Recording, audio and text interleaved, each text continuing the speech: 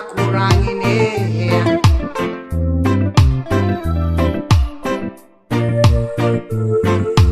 Ode azovi mazenyiriteke uluande hamangiva sa uluande iza rakurangine.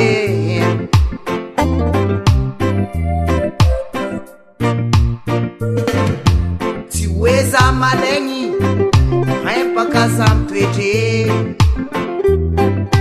tiweza sidia haini za mfumba, nititi kuba mizuza wo tamuno kutimilami anokurangile kabila noti misasa anokulangile inza keki la kuzini noti ntebuko yoti baraka faluwa na ito uzawe.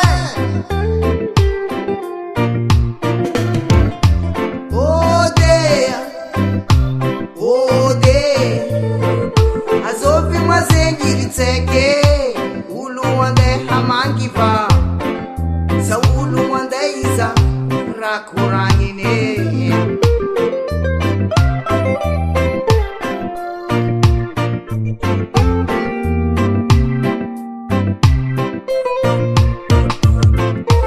Itite kuwa mizuza wo tamuno utimilami anokurangine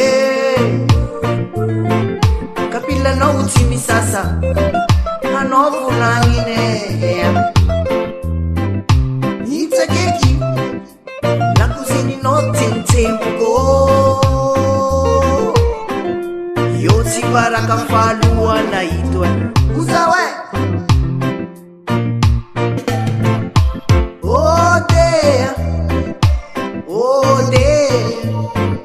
Azovi mazenyiriteke uluande hamangiva sa uluande izara kurangine.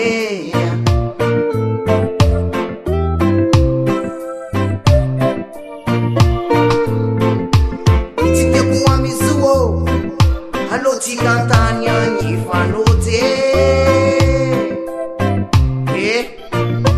siza malenya nofa aloti kantanya nyifanote.